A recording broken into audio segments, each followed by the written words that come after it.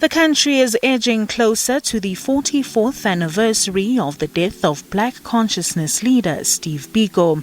Biko died in detention on September 12th in 1977. With the ideal to champion the cause of Black people in South Africa and inculcate a sense of pride in them, Biko captured the hearts of many, a stance that would lead to his torture and death.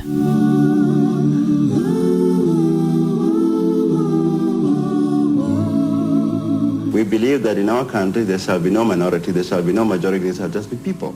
Biko met with the late PAC leader Robert Sobukwe in Kimberley in 1975.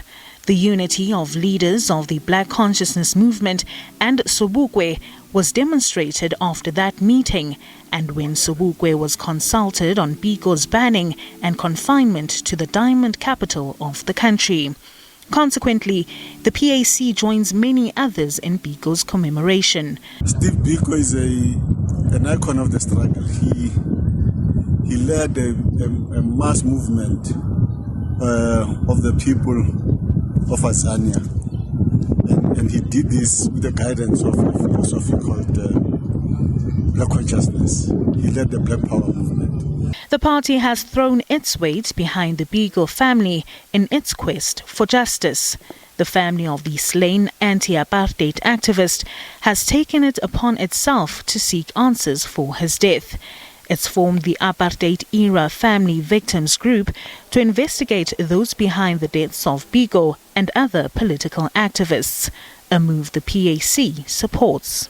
Steve is being commemorated almost every year, and in his 44th anniversary now of remembering Steve Biko, we also note that the Steve Biko Foundation has taken steps to lay charges and set up an inquest to find out who really kills Steve Biko. We all know that Officer Snyman led and commanded the group that held Steve Biko, abused him, kept him naked, made him travel naked from Port Elizabeth to Pretoria, and eventually murdered him whilst in detention.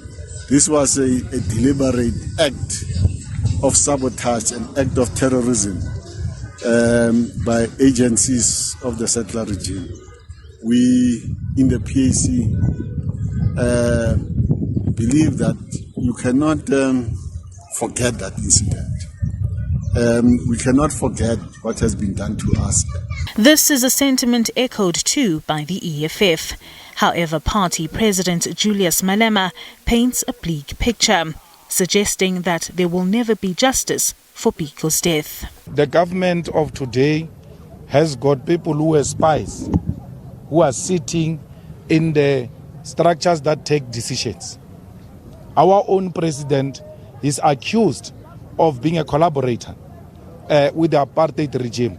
So you expect the same people who worked with apartheid underground selling our own leaders out to investigate themselves, to investigate what led to the killing of Steve Biko, to investigate what led to killing of many other revolutionaries who today there is no clear explanation as to what really transpired.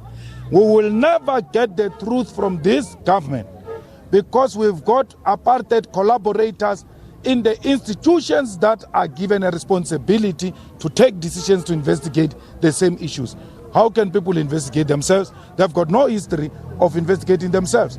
And we expect no justice until a radical organization takes over and replaces reconciliation with justice.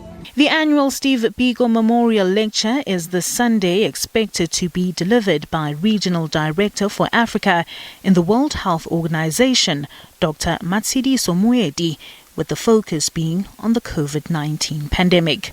Zoleka Kotashe, SABC News, Johannesburg.